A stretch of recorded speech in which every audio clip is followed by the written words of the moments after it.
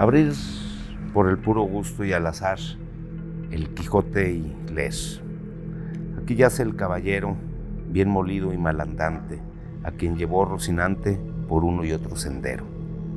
Sancho Panza el majadero yace también junto a él, escudero el más fiel que vio el trato de escudero. Bienvenidos a Babilonia Mal de Lenguas. Gracias por estar con nosotros.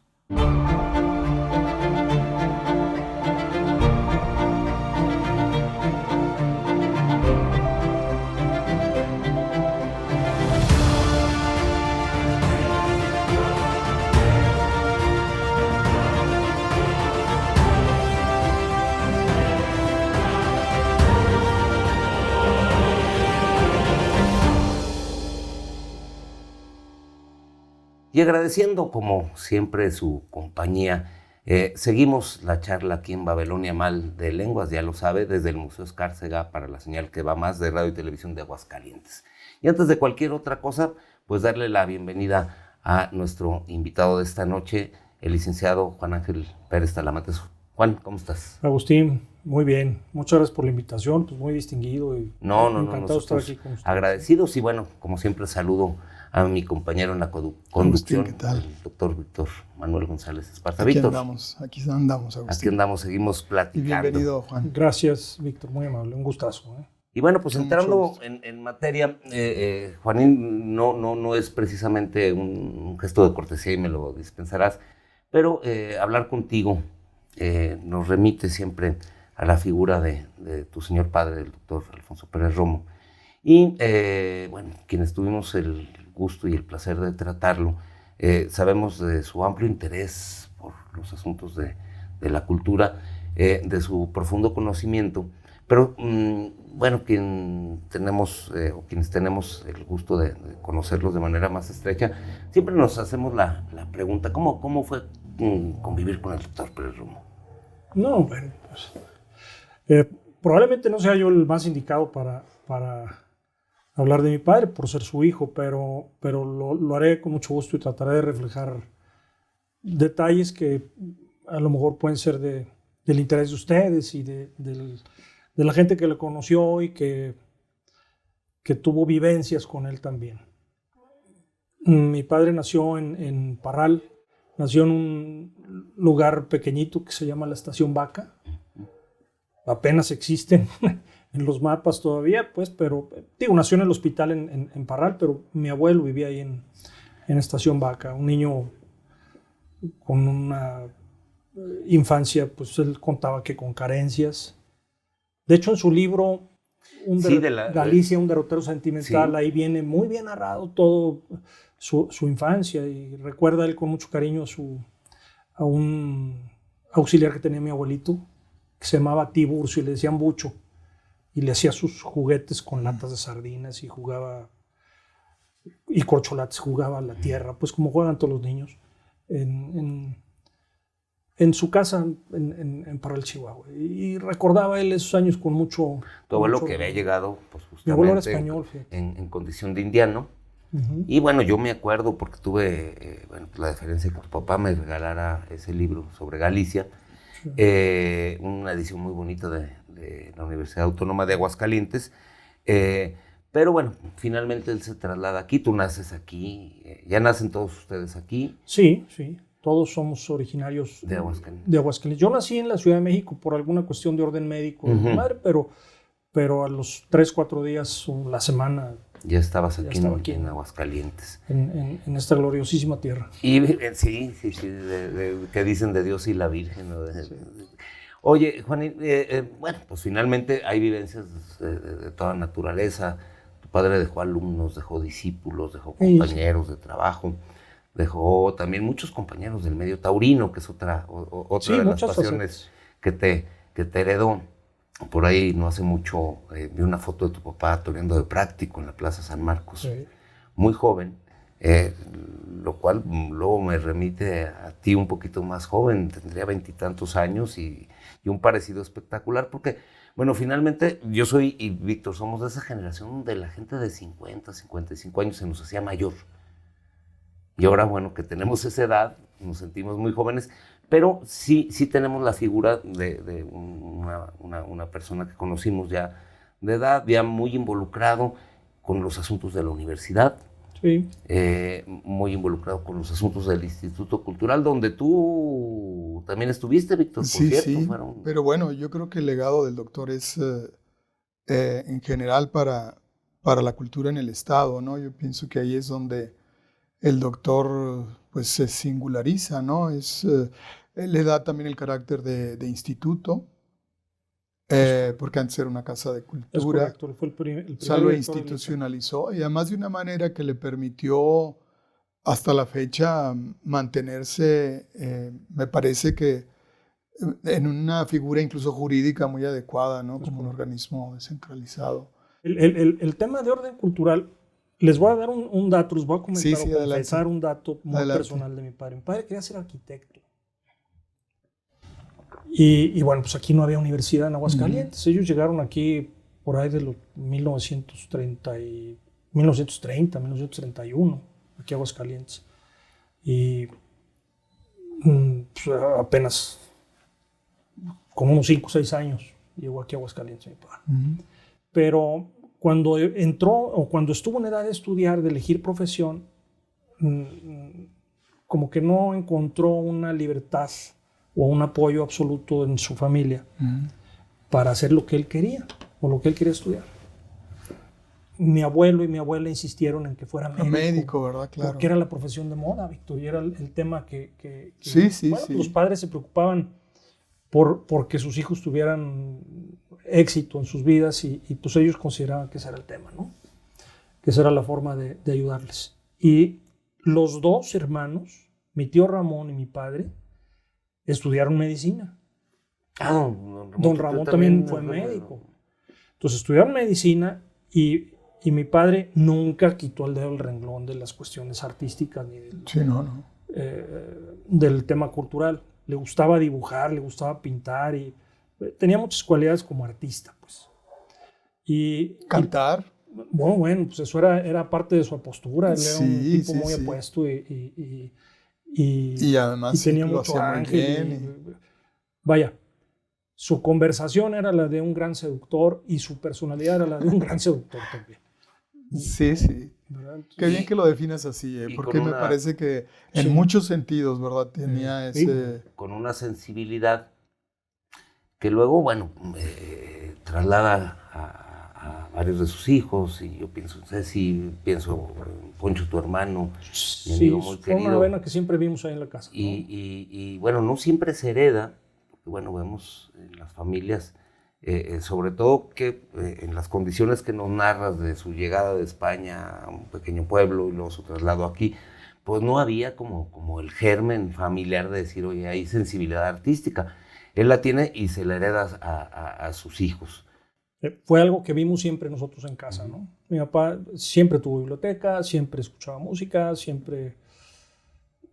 la vena cultural y la vena artística nunca la soltó, nunca la dejó. Eso es absolutamente cierto. Borges decía que el hecho capital en su vida fue la biblioteca de su padre. Dice, pues yo crecí entre libros. Y yo puedo, hablar yo puedo hablar de la biblioteca de mi abuelo materno, que era un hombre casi letrado, autodidacta, que luego se sintió protegido por la lectura. Él sentía que las carencias educativas que tenía las iba a suplir. Fue un gran lector. No tuvo más, no le dio, bueno, sí cantaba tangos en la guitarra, pero fuera de eso tampoco puede definirse como un artista, pero luego en las familias se da o no se da. Y en el caso de ustedes, bueno, yo recuerdo con mucho cariño a Poncho, tu hermano, que le dio por la música y avanzó, y inclusive ahora que estoy terminando un proyecto de radio, nosotros usamos material que él llegó a grabar algunos años antes de que partiera, y lo usábamos mucho porque hacía unos arreglos de jazz espectaculares, etcétera. Y bueno, pues de tu sensibilidad que decir, no sé cómo te defines, pero yo me atrevo a adelantar una cosa como la del gran lector. Bueno, si me gusta leer, pues eso sí lo heredé de mi papá también, pero... Y cantar, pero no sé si con tanto No te creas que mi papá cantaba precioso y se acompañaba muy bien con la guitarra. y algunas canciones que a él le gustaban, algunas pude aprenderlas también con él. Juan, a mí me impresionó mucho, entre otras cualidades, que era también un hombre muy memorioso. O sea, tenía una memoria impecable, se Oye, acordaba. recitaba La Pulga de Lope de Vega, Ajá. donde le decía, es un pequeño soneto, palabras más, palabras menos, donde una pulga le pica en el seno o le muerde en el seno a una dama. Y Lope de Vega le dice, yo troco o cambio mi vida por tu muerte, pero déjame estar en ese lugar. Mi papá se lo sabía completo. Se lo sabía completo. Y se hizo viral, déjame decirte, una de estas... los epigramas. Los también. epigramas. Sí, de Pérez Landín, se lo sabía todo. Sí, se lo sabía. Yo por ahí se le escucha cantando. Increíble, yo creo que nos hace mucha falta en la universidad, déjame decirte. Sí, bueno. Porque él abría un espacio que cada semana se renovaba, ¿no? Porque con los diferentes eventos que él organizaba y coordinaba, siempre, ¿verdad? Con una invitación muy, muy abierta, muy cordial, cosa que no siempre las autoridades universitarias lo han hecho, pero él siempre con una amplitud de miras y con una realmente inclusión, ¿verdad? Que creo que nos hace mucha falta. Yo, desde la periferia de la universidad, porque bueno, mis estancias ahí en el departamento de historia, fuimos compañeros de aula, dábamos una clase los jueves en la tarde juntos, él en una aula y yo en otra, pero a mí me gustó una cosa muy en particular. Hace muchos, estoy hablando de décadas, pues era una figura totémica para un grupo de nuevos jóvenes que finalmente aprendieron a respetarlo y a quererlo, porque aparte después del respeto hubo un verdadero aprecio, porque bueno, pues la juventud te impone actitudes edípicas y quieres no deberle nada a tus contemporáneos, etcétera, y rebelarte contra las figuras de autoridad. Pero fue un hombre que además primó siempre el diálogo y la apertura con varias generaciones. Y luego fue muy sorprendente cómo generaciones que iban creciendo y que en algún momento veían en él una Fíjate figura... que eso era en todos los ámbitos, sí. Agustín. En el ámbito familiar y personal, su umbral de tolerancia y de respeto era altísimo. Es un umbral que yo, digo, ya no soy un chamaco, pero que yo he encontrado en pocas personas. Sí. Y la verdad es que esa capacidad de tener todo con calma, de analizar las cosas, de respetar el diálogo, de respetar la postura del otro y aceptar la propuesta ideológica del otro, eso se ve muy poco y eso con muy buena mano lo izquierda, practicaba digamos. Dentro de su casa y fuera de su casa, o sea, lo practicaba como padre también. Mira. Y evidentemente como funcionario, como servidor público, como maestro, educador, maestro, como empresario. Y cuando hablas de la figura del seductor, también seducía a los jóvenes con sus ideas, porque ahora que lo hablas esto, yo me acuerdo que tal vez un año antes de su partida, de una conferencia una noche ahí en el Campestre. Y yo fui, pero tengo que decir que fui porque mi hijo, que era un joven de 17 años entonces, me dijo, te voy a pedir un favor, yo quiero ir a la conferencia del doctor Pérez Romo. Y eso es muy significativo, sobre todo en estos tiempos, ¿no? Donde las juventudes parecen discurrir por unos caminos todavía más divergentes que lo que nos pasó a nosotros generacionalmente. Y entonces ese papel de seductor incluía estas nuevas generaciones que querían escucharlo. Sí, era muy ameno. Sí, lo seguían. Un gran conversador, sí. Tenía una conversación muy amena también y seducía. ¿Sabes también, incluso en términos, por ejemplo, de teoría del arte, a mí me llamó mucho la atención también que él supo, de alguna manera, darle continuidad frente a posturas que son a veces muy relativistas sobre el arte, el encontrarle un sentido mucho más trascendente. Y eso me parece que también contribuyó mucho a no caer de repente en posturas que son muy antimodernas y sobre todo radicales en términos de posturas artísticas. Sí. Bueno, creo que eso ayudó un poco acá, que también se discutiera de otra manera y se reflexionara también sobre el arte. O sea, tiene una presencia también mucho en ese sentido. Recordemos sus cursos que hacía también para público lego. Exacto. Vamos a tener que hacer una brevísima pausa. Aquí el tiempo pues es el que nos va llevando. Pero con mucho cariño, ¿verdad? Recordar al doctor. Queríamos tener este espacio porque bueno, siempre le recordamos. Vamos a hacer una breve pausa y regresamos en un par de minutos. Pero finalmente estos órganos de gobierno son muy lineales y sus rectores son nombrados, y nos vemos, por ejemplo, en la circunstancia donde a las rectorías llegan personas a las que se les está pagando un favor político. Entonces, eso ya habla de la necesidad a lo mejor de un proyecto alterno bajo el mismo modelo.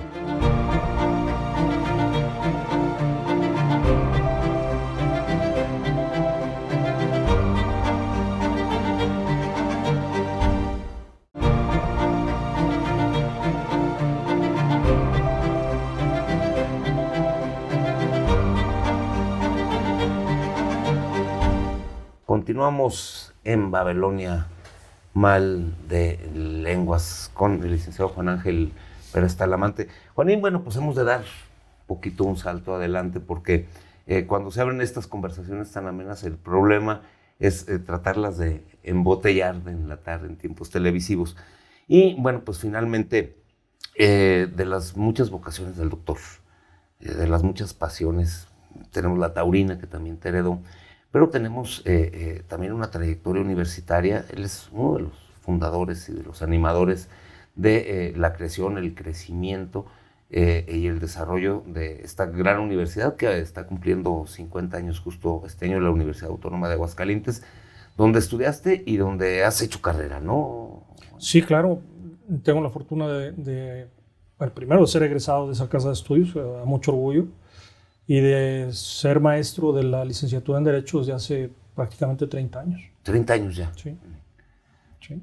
Entonces, de manera ininterrumpida. Cuando estuve en gobierno lo dejé, Víctor. Ah, sí, que es una desgracia de esas, cuando está uno de funcionario. Ustedes, ¿no? Fue una consecuencia negativa del tema, ¿no? Pero sí, me encanta ir a la universidad. Secretario general de gobierno en el último tramo del sexenio del ingeniero Reynoso. Es correcto. Y sí, bueno, pues dejaste temporalmente la universidad, pero bueno, tu vida profesional. Quiero cometer aquí una breve indiscreción porque Juan, que siempre ha sido desde muy joven, muy serio y muy formal en sus formas y en su manera de vestir, alguien me dijo, oye, ¿a poco eres de la edad de Juan?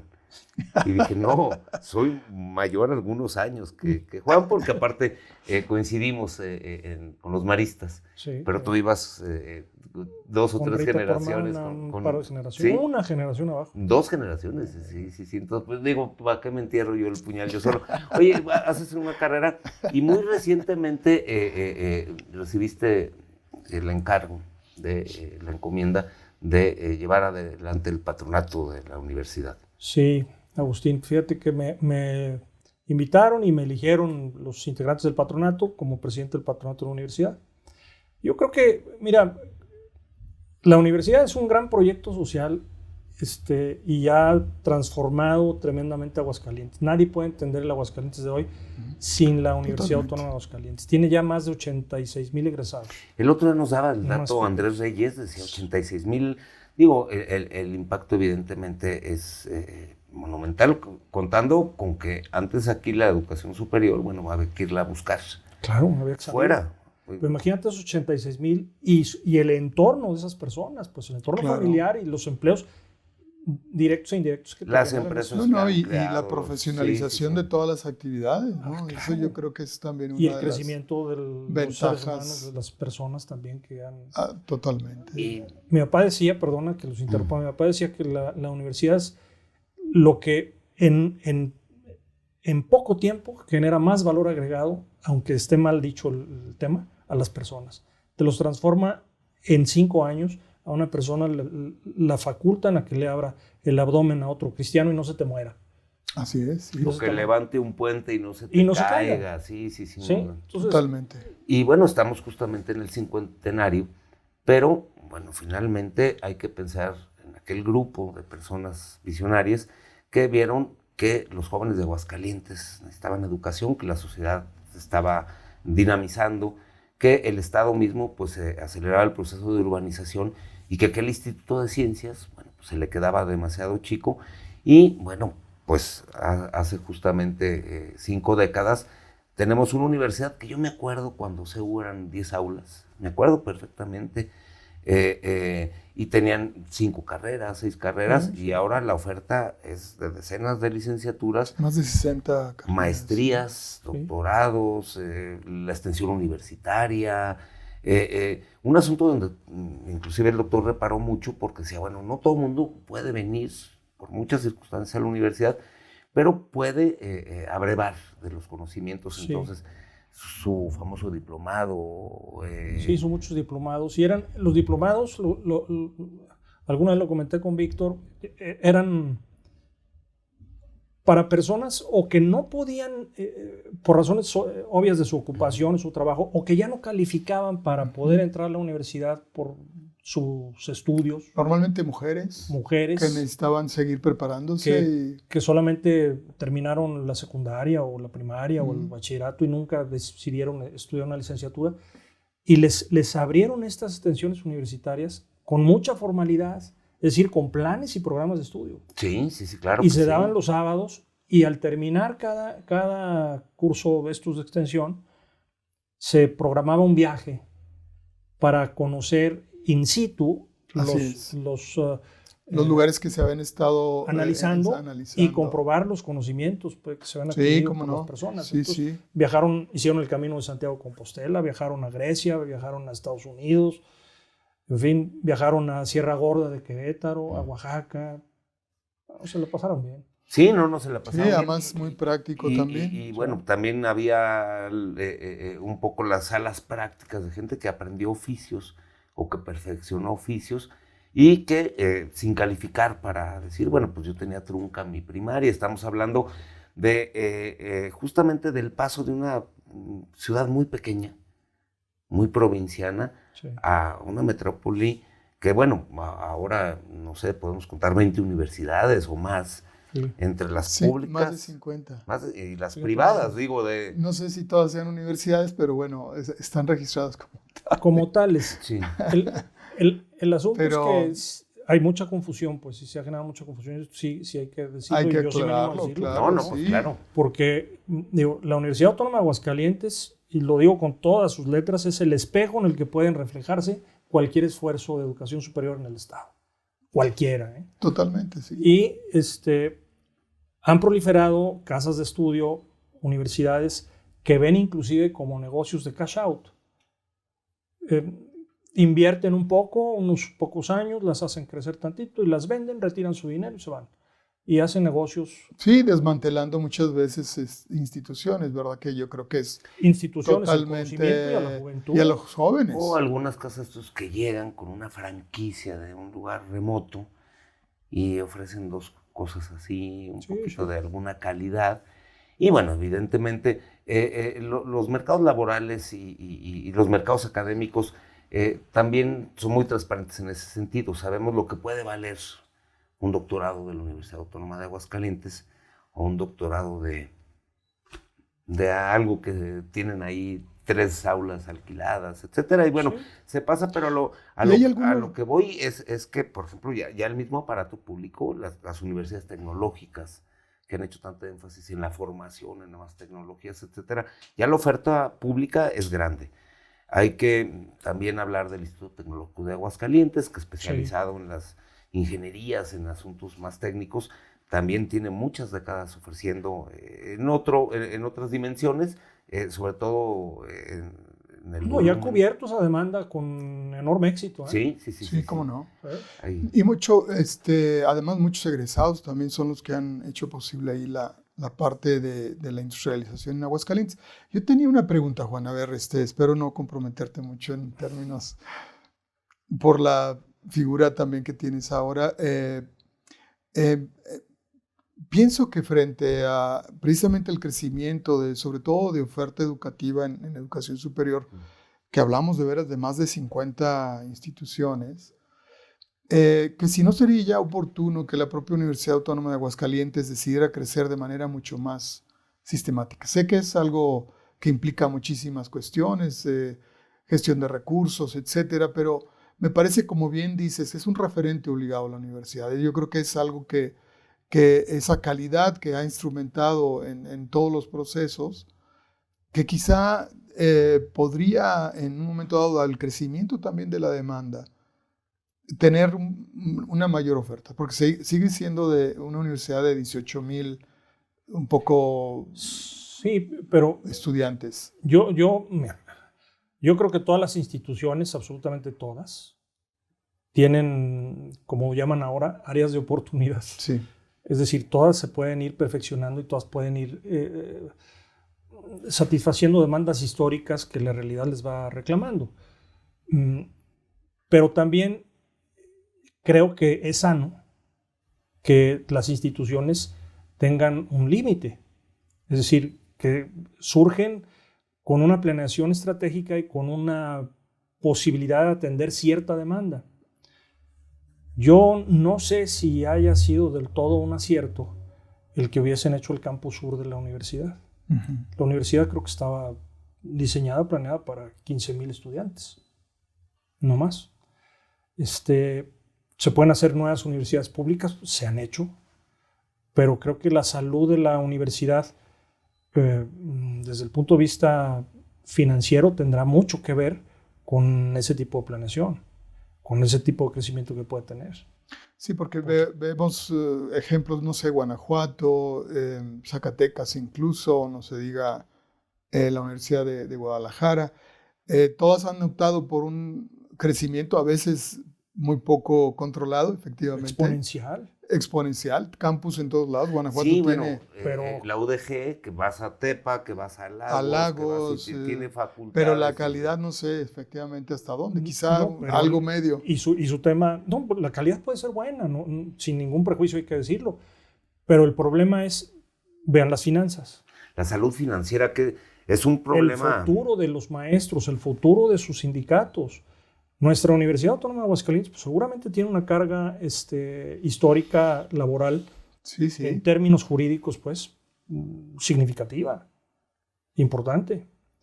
Entonces yo creo que también desde el punto de vista público, de política... Sí, hay una responsabilidad, desde luego, ahí. Sí, habría que pensar en a lo mejor un nuevo proyecto, un proyecto alterno, una nueva universidad. Sí, porque aquí el asunto que yo, la gran diferencia que pienso, tiene que ver con que la Universidad Autónoma de Aguascalientes tiene sus órganos de gobierno, sus patronatos, su junta universitaria, etcétera, y está desarrollando su propio hábitat. Y el problema de algunas instituciones públicas, con mucha calidad educativa, porque yo veo lo que hacen los muchachos de robótica, etcétera, en estos nuevos modelos, pero finalmente sus órganos de gobierno son muy lineales y sus rectores son nombrados, y nos vemos, por ejemplo, en la circunstancia donde a las rectorías llegan personas a las que se les está pagando un favor político. Entonces, eso ya habla de la necesidad a lo mejor de un proyecto alterno bajo el mismo modelo. Sí, yo creo que, y digo, es una voz permanente. Yo que soy maestro en la universidad, es una voz permanente en toda la comunidad universitaria. Se tienen que perfeccionar las instituciones universitarias y tiene que volver otra vez al umbral de las tolerancias y del respeto, pero tiene que ser algo generado en la universidad. Internamente, pues, totalmente. No en iniciativas de orden político. Voy a tener que perdón, que estoy cortando la media, lo que pasa es que aquí nos podemos quedar. Luego lo continuaremos. Pero tenemos que hacer una pausa, les pedimos y retomamos la conversación. Aparte tenemos que hacer cambios de tercio para hablar en términos taurinos. Ya regresamos. Yo no leí El Quijote de niño, pues, o de joven. Lo leí ya en el ejercicio profesional, ya maduro, pues. Pero sí puedo decirte que fue una referencia siempre obligada en las pláticas con mi padre. Y bueno, pues le encuentro una riqueza impresionante.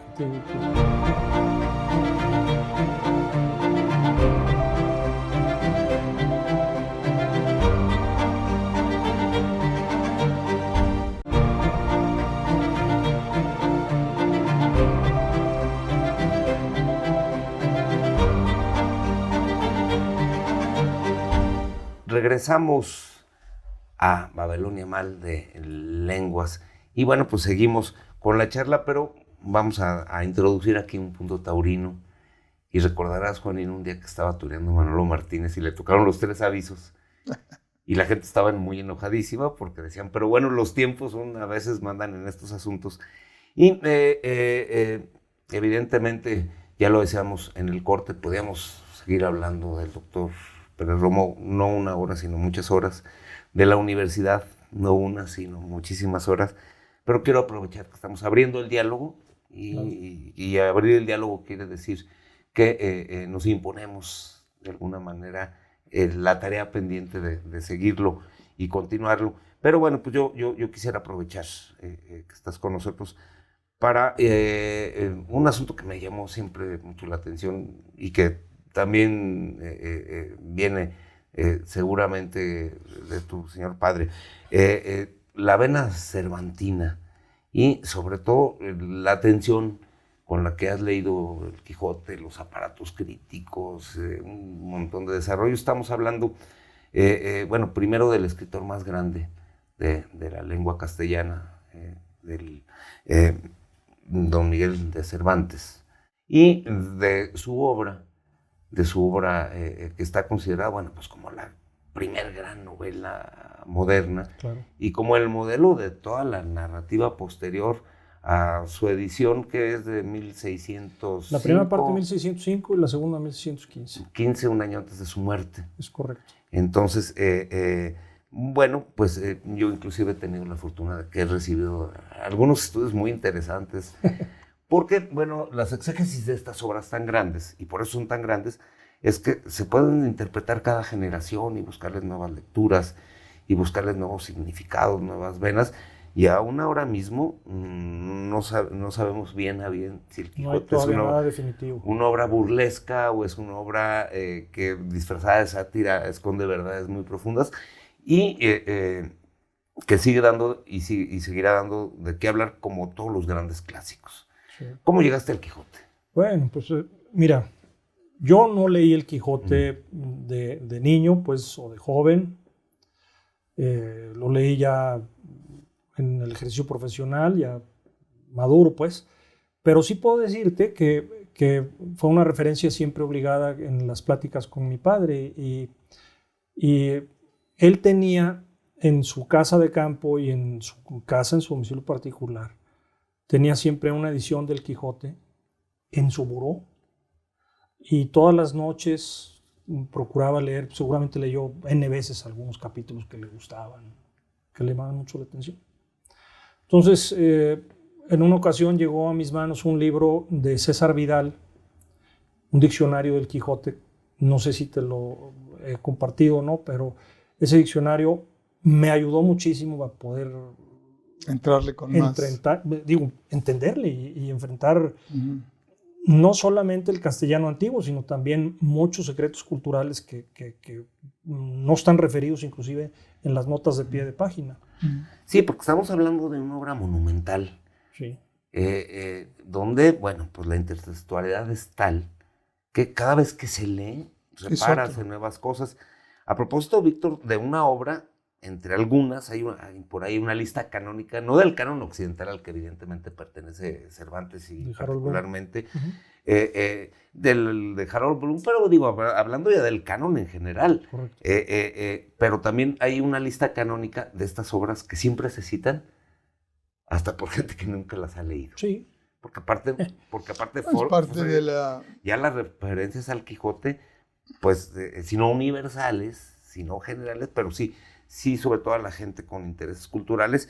Bueno, ¿quién no tiene una referencia al Quijote? Y en la gente de habla hispana, pues ya se convirtieron en temas comunes, en lugares comunes. También hay muchas cosas, mucha bibliografía, muchas conferencias, que están plagados de lugares comunes o de tópicos, pues, por decirlo de alguna manera.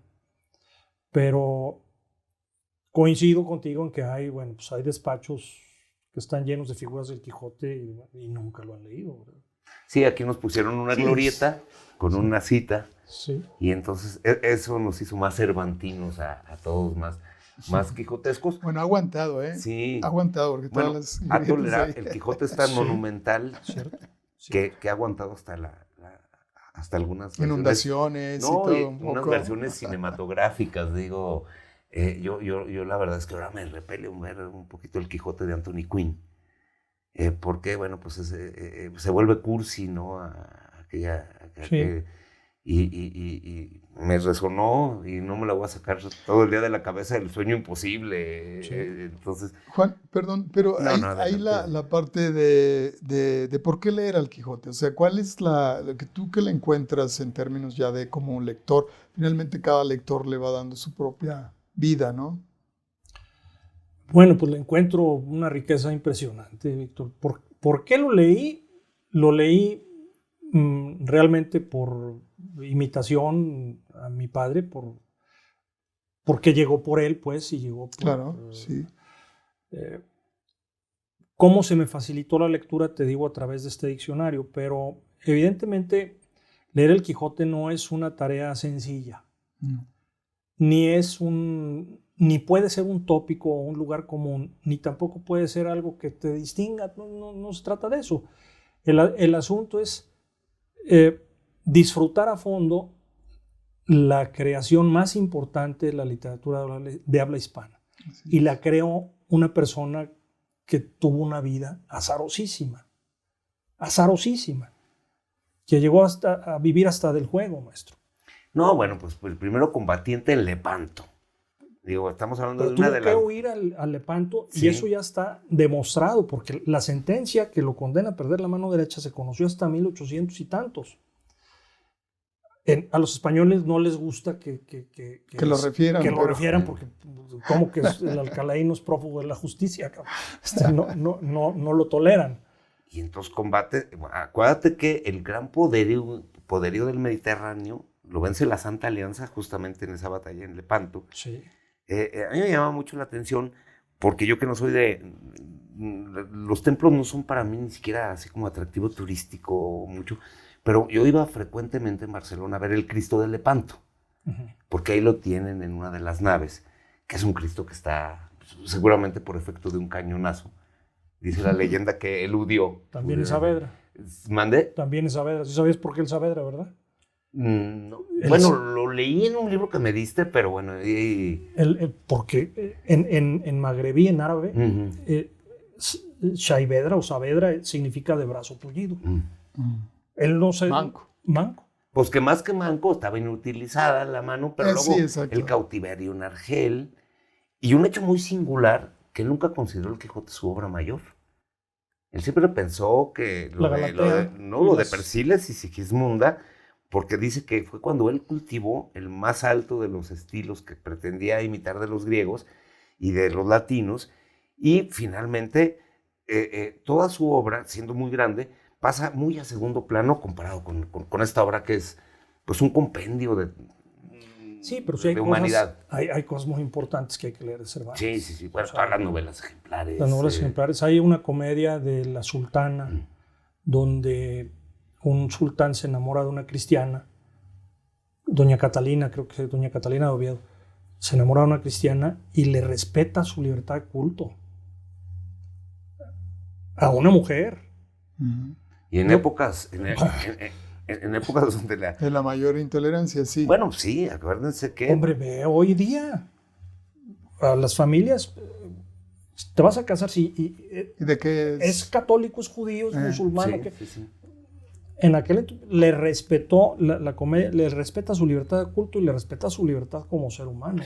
Sí, porque el tema de las mujeres es delicadísimo. La expulsión de los judíos y luego de los árabes de la Huerta Valenciana, primero de la península y luego de la Huerta Valenciana, hablan de un momento de cuando viene y ya apunta la Inquisición, que el gran impulsor es Felipe II, pero recordemos que antes de eso convivieron en la península en total paz los judíos, los árabes, mozárabes y mudéjares, y los musulmanes y los católicos, los cristianos, y luego la intolerancia, bueno, tiene que ver más con la contrarreforma, y a él le toca de tal manera que hay alguna tesis de que el mismo Cervantes es un criptojudío.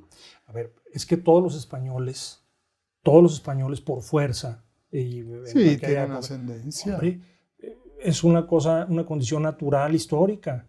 Totalmente. Por supuesto que en la España de las tres religiones, pues ningún español puede decirse que está exento de genética árabe o que está exento de genética judía o de apellidos no judíos.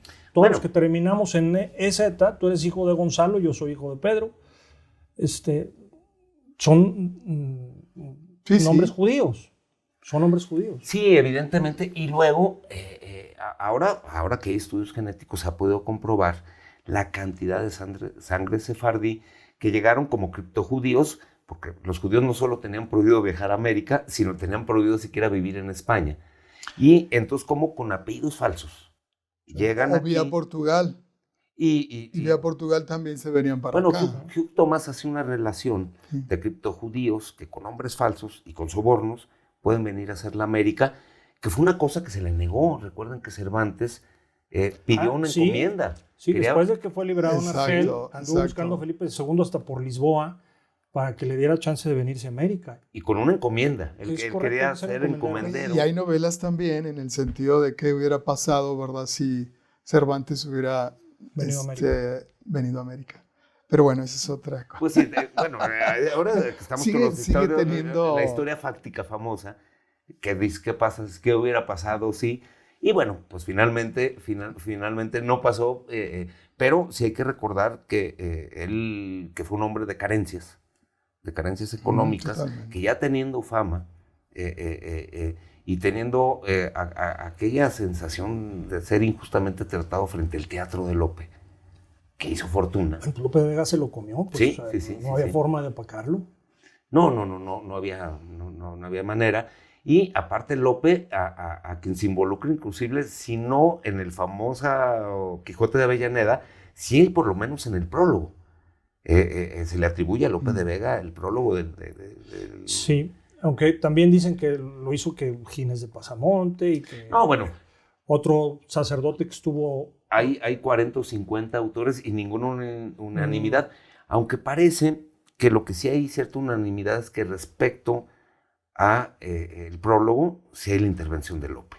Y luego que si está lleno de aragonismos, y entonces es de este cura, y si no es de este letrado, pero siempre dentro del círculo de Lope de Vega. Tengo que hacer una brevísima pausa y regresamos en un par de minutos porque esta plática está más que amena. Cada expresión humana enriquece, y te comento que justamente Babilonia venía de cuando el Sigurat de Babel cae, las 8 lenguas originales, la lengua original se convierte en 8 y ahora tenemos miles y miles de lenguas que nos enriquecen.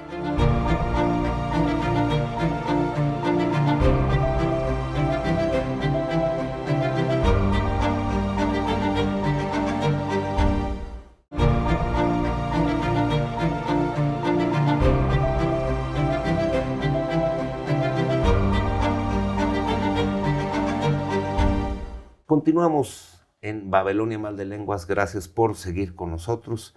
¿Qué decirle de la naturaleza de esta charla que se degusta y que nos abre la conversación? Esperamos seguir muy pronto, pero primero agotemos esta, Juan. Yo quisiera volver a cambiar de tercio, porque bueno, yo no quería que nos fuéramos sin que nos platiques sobre este proyecto que inició hace muy poco tu señor padre. Decir que fue un hombre muy longevo y que hasta el último momento de su vida tuvo una lucidez y ganas de trabajar y de vivir. Sí, claro. Y que, se murió, por decirlo, con esta figura, con el overol puesto. ¿De cuántos años murió el doctor? Mi padre murió de 97 años, próximo a cumplir ya, a ajustar los 98. 98 años. Pero fíjate, ese proyecto del que hablas, en la universidad se hizo un conversatorio que fue denominado Helicon, como el Monte de las Musas en Grecia. Y se ocuparon, mi papá personal y directamente se ocupaba de traer invitados a dar charlas y pláticas muy abiertas. Me tocó, de hecho, que me hiciera favor ahí de en las que participaba inclusive el público, ¿no? Sí, también. Y se hicieron... Era una introducción a la discusión de ciertos temas. Correcto. Y la gente participaba. Acabas de decir una palabra que es interesante, porque las palabras no son inocentes. Y esta es una palabra que habríamos que usar más. Conversatorio. Sí. A mí me encanta. Sí. Me encanta. Hace poco yo con un grupo de historiadores también de España, te lo conté, Víctor, hicimos un conversatorio que se llamaba Dos Orillas. Y ahí vamos vertiendo, lo tenemos medio abandonado. Pero luego veo otro programa también muy interesante que se llama Conversatorio de la Casa de las Américas. Y es una palabra en desuso aquí. Y justamente hay que traerla al uso por lo que significa. Sí, significa mucho y significa el reconocimiento del otro, para empezar. Y la alteridad, pues. Y que te permita enriquecer la cultura y el diálogo y la formación de los que participen en estos eventos. Pero el tema de Helicon se volvió a abrir ahora por la universidad. Y a mucho orgullo te puedo decir que lo coordina Ingrid, mi hija, Ingrid Pérez Tangasi. Pero que siempre acompañó a mi papá, vivió con él y lo cuidó sus últimos años. Entonces, qué mejor que... Conoce muy bien del tema, pero... Y que ya que platicaste también de la muerte de mi padre, fíjate. Mi padre muere el lunes 24 de octubre. Y todavía el sábado 22 de octubre... fue a Helicon, a la conferencia, cierto. Estuvo trabajando... Recién recuperado de un infarto. De un infarto una semana antes. Sí. Estuvo trabajando en la universidad toda la mañana y después fue a una comida, un homenaje que le hicieron en temas taurinos. Quiero destacarlo, y si me lo permiten, porque mi padre pues se murió, como tú dijiste, con el overol puesto, murió trabajando. Y eso es un gran ejemplo para nosotros como hijos, para sus nietos, sus nietas. La continuidad de... El trabajo. ¿Por qué el trabajo? Porque es lo que dignifica al ser humano. Totalmente, sí. ¿Sí? Y él no lo veía tampoco como una forma de vivir ni de obtener un sustento, que sí lo obtenía, pues, y lo sacaba. Para él el trabajo era vivir. Si se sentaba en un sillón a ver la televisión, se hubiera muerto... probablemente hace más de 20 años. Y el hombre siguió trabajando hasta el último día que entregó el saco. Como han muerto algunos grandes maestros, déjame decirte así, incluso sentados en el aula, sí. O sea, trabajando. Sí, claro. Hablan de que la longevidad de los umbrales que tenemos, bueno, pues el cuerpo es finito, nos oxidamos, nos morimos. Pero finalmente, muchas veces se habla de la jubilación como sinónimo de decadencia y de muerte. ¿Por qué? Porque la mente deja de estar activa. Yo recuerdo muy significativamente, y me voy a permitir con tu venia decirlo, que creo que todavía cuando cumplió 94 años, toreó. Sí. O sea, eran sus ganas de vivir sus pasiones. Sus pasiones, sí. Yo tuve la oportunidad de verlo en la víspera del homenaje que le hacen un sábado, un viernes antes. Me platica de que recién tiene infarto, pero luego me entero que en cuanto se siente bien, primero va a su comida, que tiene el viernes, a su homenaje, a la corrida,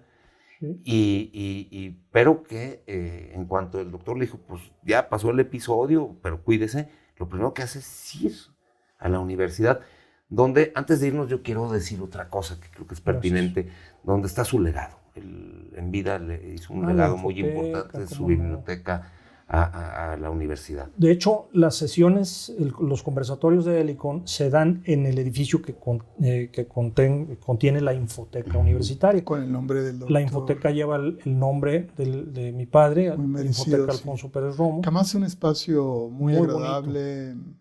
Y a la biblioteca mi papá pidió que se le pusiera Biblioteca Familia Pérez Talamante, porque puso el pie en el zapato para que nuestras bibliotecas también se fueran para allá. Puso el pie en el zapato en la puerta, pues, o el pie en la puerta para que nuestras bibliotecas se fueran para allá. Yo empiezo a hacer mi colección de libros, tengo mi biblioteca, tú la conoces, pero pues algún día también se incorporará, si la universidad me lo permite, también a ese acervo de mi padre. Y bueno, pues es un lugar en el que puedo honrar su memoria, se puede seguir honrando su memoria, su legado, su trabajo y su deseo de, pues, trascender en el ámbito de la cultura. Y, perdón, y sobre todo también, cosa que él trató de difundir pues toda su vida, de la relevancia del arte y la cultura en la formación universitaria. Es cierto. O sea, esa es la clave. Y en esa línea, Víctor, yo quisiera decir, ahí está porque todo. es admirable la erudición, la sensibilidad, pero creo que más admirable es cuando no se circunscribe a lo personal o al ámbito familiar, sino que dicen, bueno, pues esto es un legado a la sociedad, finalmente alegarlo en la universidad, porque, bueno, pues yo conozco gente que sabe mucho, que entiende de algunos asuntos particulares, de cultura, de ciencias, de tecnología, mucho, pero dicen, bueno, mi trabajo me costó, y esto pertenece a mí, a mi ámbito, y luego ahí, y lo hablábamos con Lalo Escárcega a propósito del museo, decir, bueno, yo hago mis cosas, pero pues quiero expandirlas, y es un acto de generosidad que creo que enaltece más. La erudición es admirable, la sensibilidad, toda esta trayectoria, pero en todos los sentidos, en todas sus pasiones, como universitario, como taurino. Sí. Ya algún día hablaremos de su papel como empresario, con gusto, como benefactor de toreros, como promotor, pero siempre hay lo loable de la generosidad. Sí, pero platícanos, tú también vas a tener una participación ahí en este... Sí, en Helicon. En este conversatorio. En esta nueva temporada, por decirlo así, vamos a participar 3 integrantes de la familia Pérez Talamantes. Participó ya Meli, mi hermana, la inauguró. Mira. Que ella es doctora en filosofía. Va a participar Cecilia, mi hermana, también con un tema, ella es doctora en historia del Islam.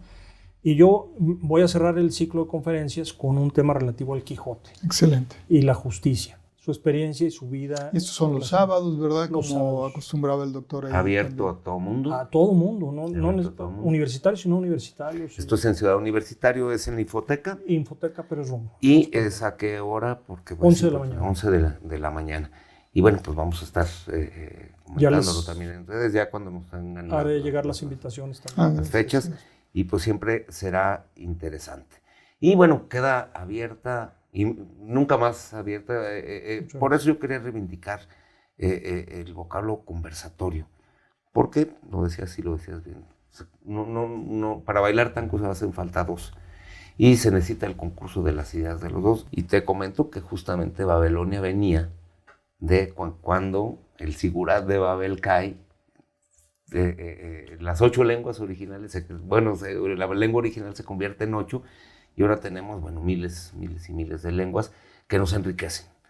Cada expresión humana enriquece a la cultura, que la cultura no es una cosa que se vive allá en el Helicón, claro, ni en el Monte Athos, sino que se vive, y es lo que hacemos todos los días. Y queda pendiente porque universidad, la figura de tu señor padre, el doctor Alfonso Pérez Romo, que viene con el proyecto del Licón, más cosas del Quijote, porque fue casi superficial lo que tocamos. No, bueno, cuando ustedes me digan, con mucho gusto. Pues muchas gracias Juan. Cuando ustedes quieran. No, bueno, pues por lo pronto tenemos aquí un pendiente, un buen recorrido. Sí, qué impresionante museo, aquí el Museo Escárcega. Yo creo que tienen que invitar también a toda la sociedad aguascaliense a que venga. Ya hicimos el programa con Lalo porque, a raíz de la pandemia se abre para eventos puntuales, pero parece que ya a la vuelta del año esto vuelve a abrirse al público, pero haremos ahí un recorrido, porque aparte siempre es un placer con la gente de la sensibilidad que tú tienes, hablar de artistas que no son comunes algunos, unos que dices, yo no lo conocí, yo sí, y invitarte, Juanina, que continuemos conversando, puesto, agradecerte que hayan seguido esta iniciativa, darle enhorabuena a tu hija. Gracias. Y qué bueno que retoma esto. Sí, felicidades también. Muchas gracias. Y bueno, pues nosotros tenemos que atender al cronion, al tiempo, a este ente tan subjetivo como superior que nos condiciona, y más en la televisión. Y agradeciéndote de nuevo, y agradeciéndote. Al contrario, Víctor, sí, un gusto. Pedirle a la gente que el próximo jueves en punto de las 9 de la noche, aquí en La Señal Que Va Más, nos acompañe en un nuevo capítulo de Babilonia Mal de Lenguas. Pase usted muy buenas noches.